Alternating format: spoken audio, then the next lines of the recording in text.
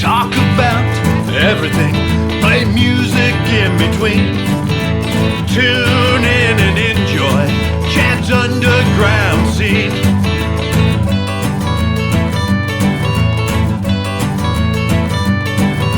Talking music, you know what I mean. Tune in and enjoy Chad's underground scene.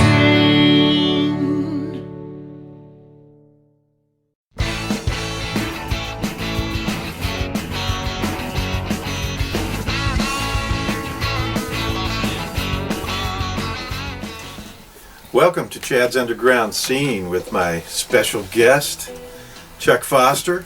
How you doing, Chuck? I'm doing good. So, you've been doing music for quite a while, and we are deep here in the underground in Long Beach, great music city.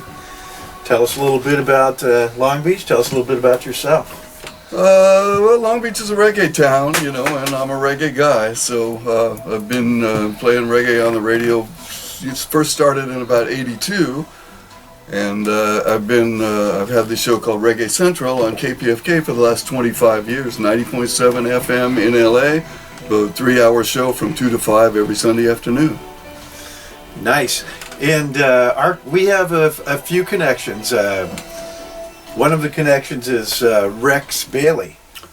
Dear friend of mine, someone I've known since he was 12 years old. Yeah, so we'll be talking a little bit about him, a little bit about you. You've played in many bands. You've also done DJing, and you've supported the underground scene for a long time. So, yeah, you know, it's interesting to think of reggae as underground in this case, because reggae is not underground music in Jamaica. Right. It's the popular music of Jamaica. Yes. Yeah. But reggae is kind of the umbrella term that we use for ska, rocksteady, mento, reggae, roots reggae, dancehall. And when we got into the roots reggae era, which is when reggae really kind of began being understood in America, that was more the underground side of reggae in Jamaica, because rooted in the Rasta ideology, which was not the dominant culture of Jamaica in the 70s. And you've recorded many reggae albums. Yeah. Because you're a big fan, and your show covers a lot of different types of reggae. Yeah, and of course, when I started growing up in Southern California, I played rock and roll and played in rock and roll bands with Rex, as you're talking about. But my own music is reggae, and I've done 7 reggae vocal albums, have an 8th vocal album coming out soon, have 7 dub albums, a couple of various artists' albums that I produced as well. So let's go back to early on when you were playing with Rex. Tell us about that experience. Tell us about the bands that you played with him. And the style, and maybe what they were doing. Yeah, well, you know, our orientation was rock and roll and even the pop music, because I grew up in the 60s. The groups that influenced me were like Beatles music, you know, groups of that era. And so we all started out playing rock and roll, had a friend who worked in a mastering studio, so we had the chance to record in the late 60s, going into the early 70s, and recording has always been a big part of the music for me. That's something I really enjoy doing. Yes. Played in live bands, and in those days you would change the name of the band every time you played. Oh, right, you know, so and thinking you're being clever, right? Yeah, right. True. So, what are some of the places you've played? Well, at that time, the Troubadour, the Whiskey, Here we go, those, Gazaris, those were all the spots. In later years, those places changed. Like, a little bit, yeah. Some of those names you would think, oh, didn't they only play heavy metal bands? But we're talking about the really early days. Oh, yes, too. they did everything. Yeah. Yeah, yeah. I mean, bands like the Doors played at the Whiskey, right? For sure, yeah. And so, this will be a good time to break away and show a video. The connection here is great because Rex played in a couple bands that I played in as well. Yes. So he was in Big Mess with me, and he was in the Shillelagh Brothers with me. Uh-huh. So we did Irish folk music, and then we did rock and roll and a little bit of punk rock stuff. And we brought some of those roots that he had, some of the rock and roll stuff, right, into our songwriting, and we wrote songs together. Yes. That were awesome. So here's a video of Big Mess messing around. Enjoy the video.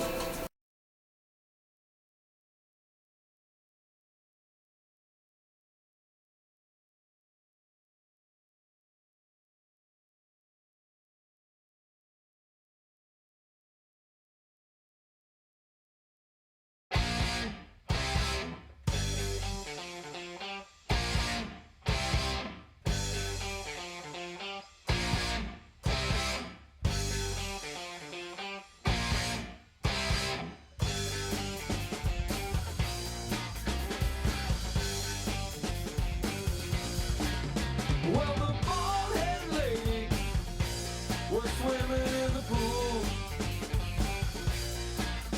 when I saw you hanging out down by the old school. You were crawling on your hands and knees, begging me please. When you fell out of your pocket and floated on the breeze,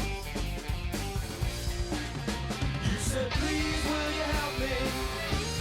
I think I lost my mind. And I said, yes, I will if you'll help me look for mine.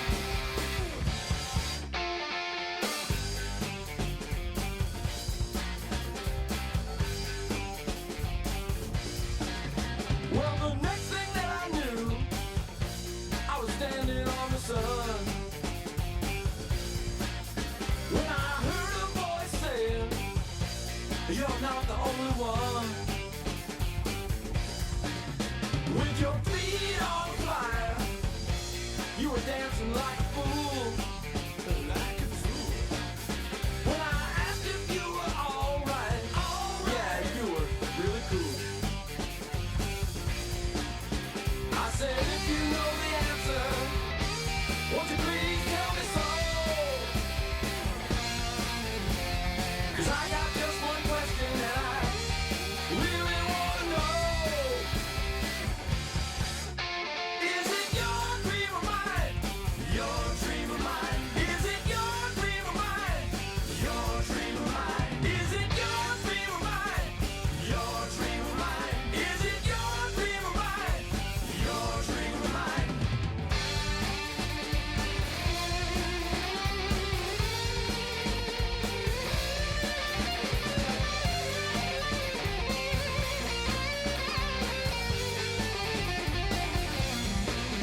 I said, if you know the answer, won't you please tell me so? 'Cause I got just one question and I really wanna know. Is it your dream or mine? Your dream or mine? Is it your dream or mine? Your dream or mine? Is it your dream or mine? Your dream or mine? Is it your dream or mine? Your dream or mine?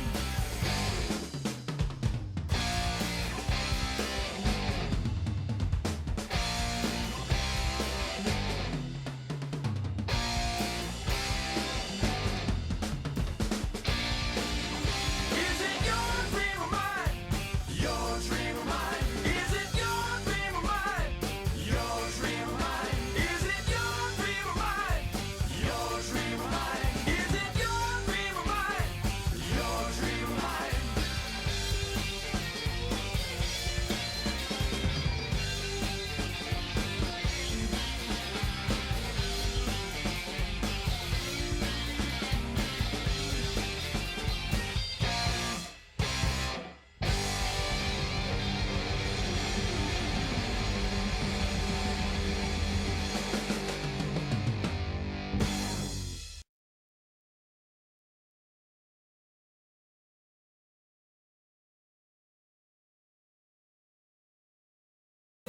Hope you enjoyed that.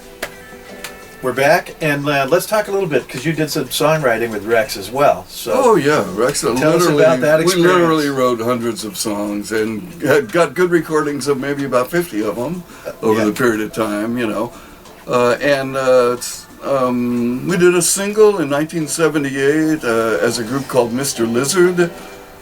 Rex sang the A-side, I sang the B-side. 7-inch single that we put out on green vinyl. You can see it up here. Oh, that's I love the colored vinyl. You know, a decade later, we did a kind of a reunion album. Rex and I and Paul Glosson, who were all in that band, and put out a cassette-only album release under the name of Second Wind, of all original music that Rex and Paul and I wrote. Yeah, he has a pile of songs. It's amazing the amount of writing that Rex has done in his life, right? Mm-hmm. He gave me an album which is real fun called Odds and Ends, but he's got so many different albums that he's been on, played on, helped people write. Yeah, and I co-wrote some of the songs with him on that album. Exactly. Too, yeah, and it's amazing. He's a great collaborator. Great artist, great producer, great singer, you know, and great musician.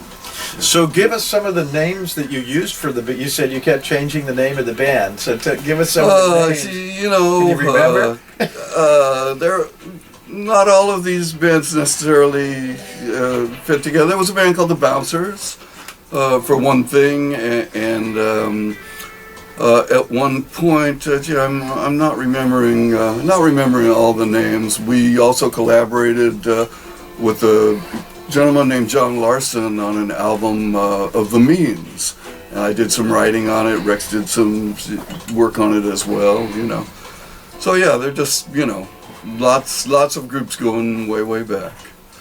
So I was just at Rex's house the other week, and he gave me your new album it's I guess it's a mix of your different albums, and it's the instrumental songs. Well, actually, Instrumentally Yours by the Catch Me Time All-Stars, what we did is we took 2 songs off of each of my vocal albums, right, and did instrumental versions of those songs. And the album is called Instrumentally Yours, and yeah, that's the current release on the Catch Me Time Records label. And I noticed when I looked at the album, I noticed there was somebody on there called the Mystery Man, right? Yes. And then when I looked and I saw the instruments, I go, Rex, who's the Mystery Man? And he goes, you'd have to ask Chuck. Yeah, well, and that's because we were trying to keep this a mystery. But yes, Rex does sub as Mystery Man. It's awesome. It's awesome. And I just recorded an album during the pandemic. I recorded an album, and I asked him, our drummer got into a motorcycle accident, so he couldn't play on the album. Mm-hmm. And I wanted to do some percussion. Mm-hmm. And so I asked Rex, and he goes, yeah, I could do that. He goes, I could just do it from my house. Just send it to me, and I could do some drum parts on there, mm-hmm. and I can do some percussion. And you know how it is with Rex, right? Once he did that, I go, how about a little ukulele on there? So he added some more things, right? Oh, great. And it's basically the same type of thing, the Mystery Man, right? It's like, oh my God, what else can he put on there that's going to be cool? Right. Yeah. So it continues with me and Rex, even though he stopped playing with Big Mess and Shillelagh Brothers for quite a while because he was taking care of his brother. Mm-hmm. He still ends up appearing again on my records. Yeah, that's beautiful. And in my writing, he's part of it because we were together so long writing songs. We kind of have a feel for each other and know what's going on, right? Yes. And I'll take little influences that he's given me, right, and put it into a song. It's great. So you have a the out for one of your records. So yeah, it's a song from my very first album, and the album was called Perseverance, and the song was shot in my backyard here, and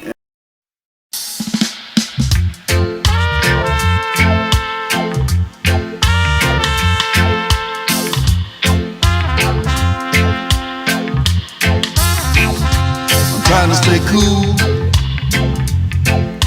Something they don't teach you in school. Try not to get hot.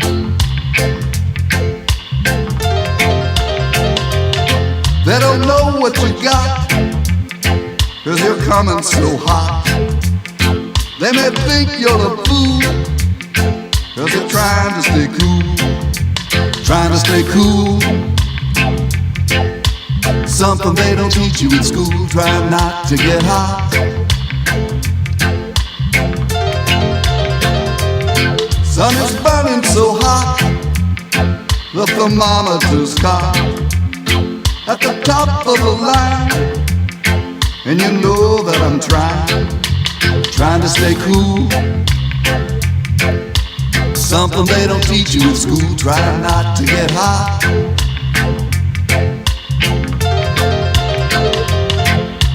Trying to stay cool, the heat is brutal and cruel. I need a big block of ice, that would be nice. Hot air blowing through those windows. Summer sun is burning down.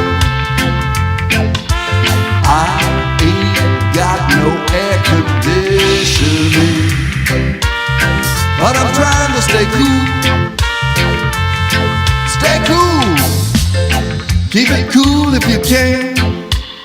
You may need a big fan circulating the air. Might as well buy a spare. Trying to stay cool. Something they don't teach you in school. Trying not to get hot.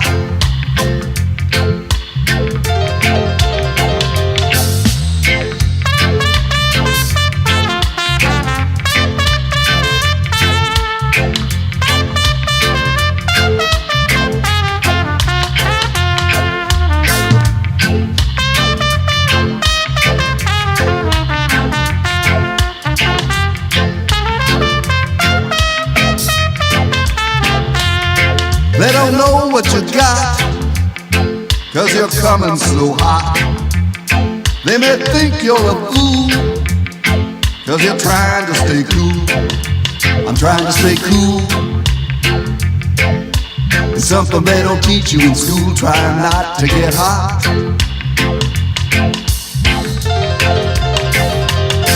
Sun is burning so hot, the thermometer's caught at the top of the line, and you know that I'm trying to stay cool.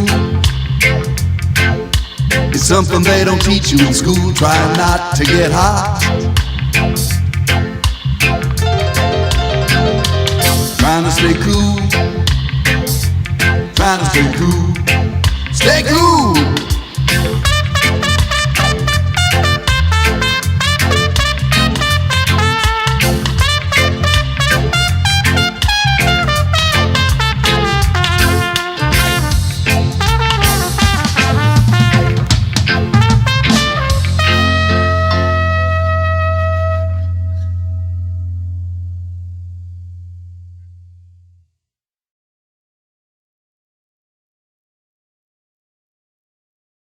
All right, and we are back, and we are trying to stay cool, right?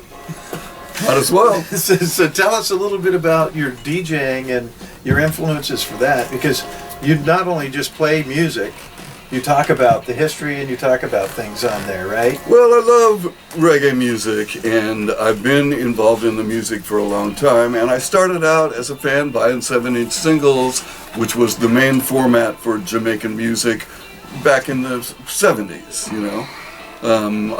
I've written 3 books about reggae. The first one is called Roots Rock Reggae, and these are interviews with major artists like Johnny Clark. More recently, the Small Axe Guide to Rocksteady is out in its 3rd edition right now. And also my latest book is called Reggae Talks, and these are interviews with Wailing Souls, Joe Higgs, Admiral nice. Tibet, interviews, some of these interviews were done for the Beat Magazine. I wrote the Reggae Update column for Beat Magazine for 2 decades. And some of them were done as cover story interviews. I also used to write for the LA View, so I interviewed people like Harris Hammond for that paper back then. So two of my best experiences playing live shows was playing with reggae bands. So, in the 80s, I played with the Wailers Mm-hmm. at the Golden Bear Yes. in Orange County, and it was amazing. Yeah. And they took us in with open arms and said, "Hey, people are gonna love you, right?" Because I'm like, this is kind of odd. We're playing, we're a rock and roll band, and we're playing with a reggae band, right? Yeah, But they made us feel welcome, and then the crowd loved it, right? Great. They loved us, they loved them, and it was great.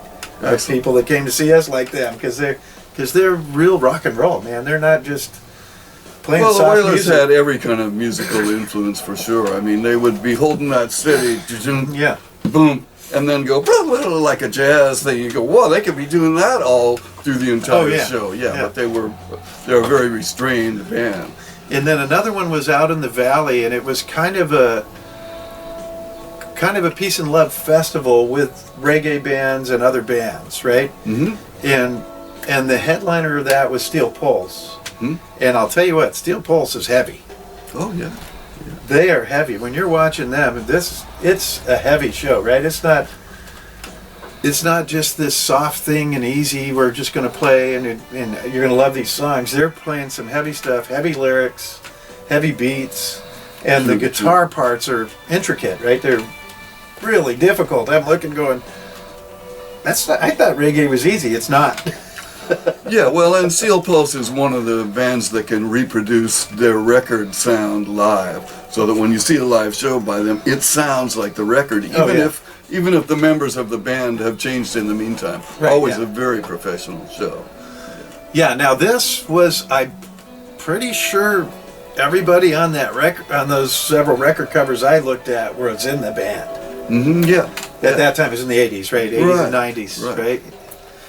And an amazing show, and such a great experience for us because we're playing on this festival there was, I think, 25 bands over the weekend, Yeah, great. and we were one of the bands playing, and it was at the Sun Amphitheater out in the valley, and it was just a really cool outdoor place, and then they had all these tents set up with incense and other cool stuff, right? Cool paraphernalia to buy, right? Yes. Super awesome.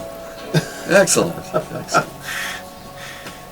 So you have so many recordings and stuff out. So I'm sure you have some of that up on YouTube. Yeah, definitely. So I think what we'll yeah. do is we'll play one of those. Great, We'll excellent. play one of your songs that's on YouTube. Cool. And everyone tune in and enjoy this. This is Bob Foster and his band. Actually, it's Chuck Foster. I'm sorry. Right, let's go with, this is Chuck Foster and his band. Enjoy this song.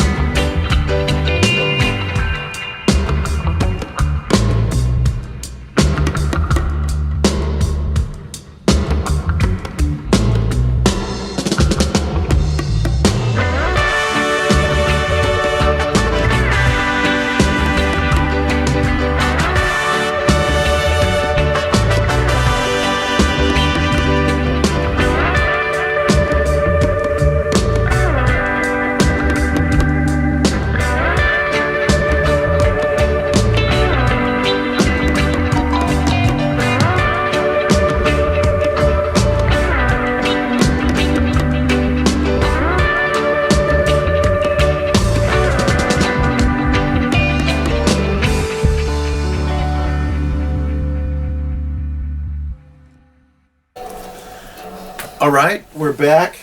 And if you look around here, there's thousands of records. Yes. And I am a vinyl collector. yes, and me too. I have probably not this many, but I get a lot of different records over the years. Right. And I don't have room in the house, so I have them in the garage, and I have a record player in the garage. Yeah. And I go out there and I'll spend hours doing Excellent. stuff in the garage and just listening to the records. And then I have a little den downstairs with a record player, and I bring them in like 20 at a time and listen. So I'm always listening to records because I love the sound and the feel. Yeah, true. So somewhere in the line, you ended up at a record store, and so did I. I worked at Warehouse Records, and then you worked at Licorice Pizza. For many years. So yes. tell us about that experience at Licorice Pizza, because that's the ultimate dream of a record collector, to be in a store with that many records. Well, I'm a book guy as well as a record guy. I started out working in bookstores. I managed Either Or bookstore in Hermosa Beach in the late 60s, early 70s. And I've worked in I've worked in antiquarian stores. I've worked in new bookstores, Chelsea Books down in Long Beach. Yeah. Worked for the Book Treasury for a decade, selling antiquarian books and working the antiquarian fairs. But you know, I love music as well as I love literature, and I did a 12-and-a-half-year stint. I managed 5 different stores working for Licorice Pizza, and that was a great time, you know, 70s and 80s, when so much great stuff was coming out, and that was also in the time when I was seriously collecting reggae, which I still, you know, am collecting reggae, because there's always plenty more music, you know, there's much more music than any one person can have. So. Oh yeah, and that was my entry into collecting records. I'm younger than you, so mine was in the 70s, and I delivered newspapers for the Daily Breeze, right? Yeah. And when you delivered newspapers for the Daily Breeze, if you went out and you got people to start the newspaper, they gave you special prizes, right? Mm-hmm. And the special prize I chose, and then on, I think it was Monday or Tuesday nights, we would go out door to door and we'd get starts for the paper, get people to start the paper. And after so many starts, you got a free coupon to get records at the Licorice Pizza. Mm-hmm. And then we would meet up after we did the starts. We would get taken to the Licorice Pizza, and that's where we'd all meet up and say, "This is how many starts I got. This is how many I got," and you get all your bonuses and all your coupons, and go directly into Licorice Pizza and get records. Oh, great. And I remember so many of them, and that was when I started collecting. My father had a small collection, and he had some great records, and he goes, "Oh, this stereo's great. So if you buy records, you can bring them home and play them on here all you want, right?" So some of my first were Queen, and David Bowie was my first record, and I fell in love with David Bowie. All right. And then I got some luck a little bit later than that. My uncle took me to see David Bowie, Great. and I was like, "Wow, I like this."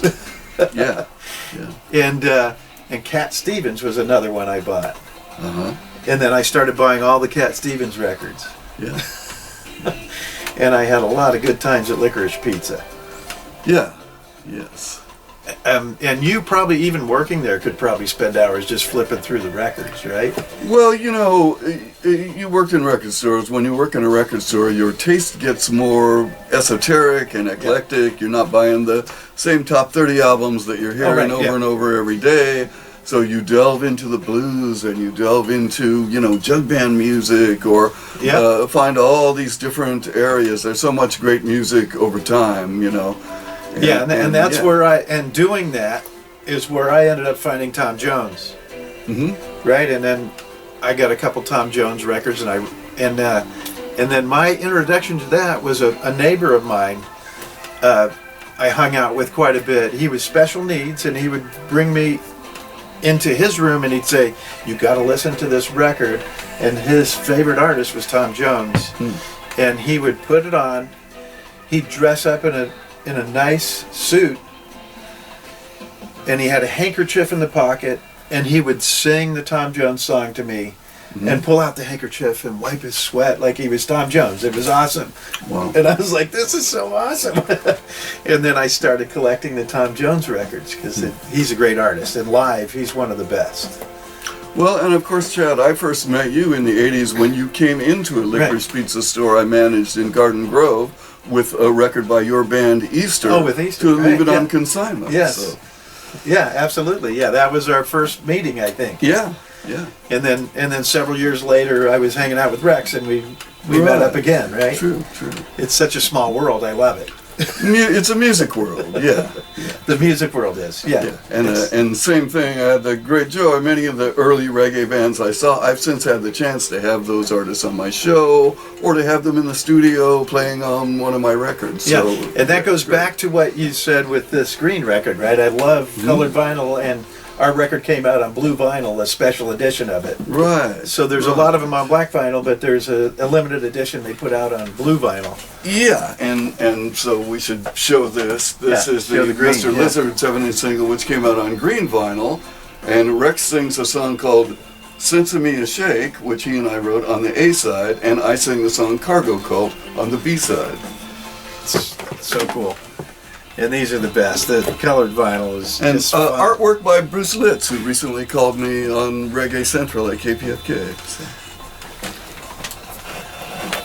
So. So cool. So tell us how to get a hold of you, how to find you. So Well, first of all, Where do all you of my get your- music yeah. is available on all of the, digital sites. Yeah, all the digital sites, It's on, Yahoo and Amazon, and these books are Amazon as well. The Reggae Talks and the Small Axe Guide to Rocksteady.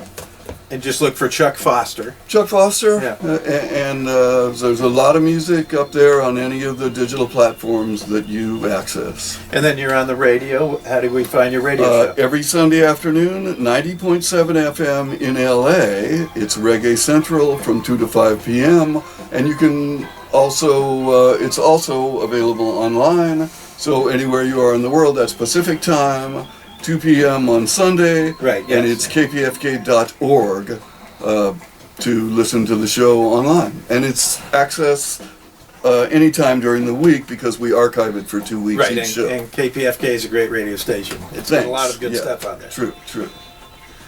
Okay, we would like to thank you for coming out to see Chad's Well, Underground. thanks for coming by for the visit. This was a great joy. Thank you all for coming out to Chad's Underground Scene with my special guest, Chuck Foster. And remember, it all starts in the underground.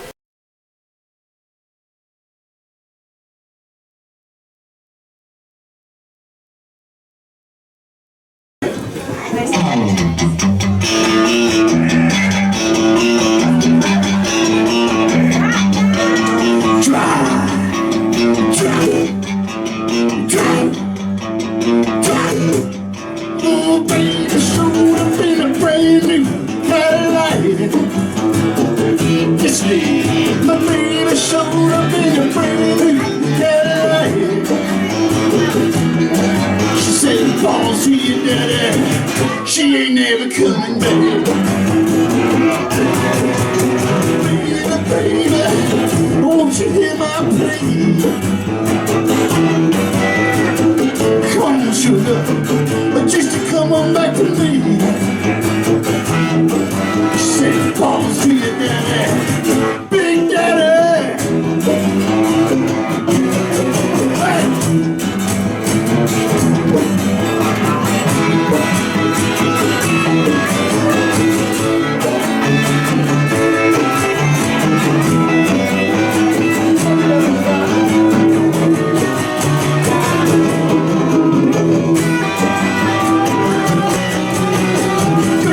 Baby, won't you hear my plea? Come on, sugar, just to come on back to me. She said, Paul, to your daddy, she ain't coming back to me. My baby showed up in a brand new Cadillac. What she said? Oh, baby showed up in a brand new Cadillac. Hey, baby, she ain't coming back to me. She ain't coming back to me. She ain't coming back to me. She ain't coming back to me.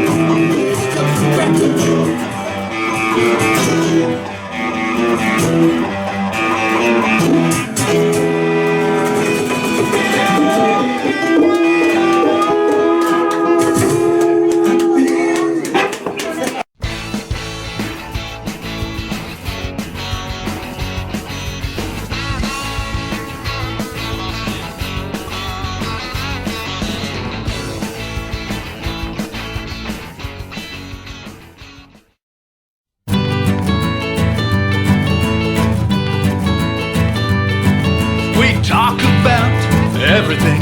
Play music in between. Tune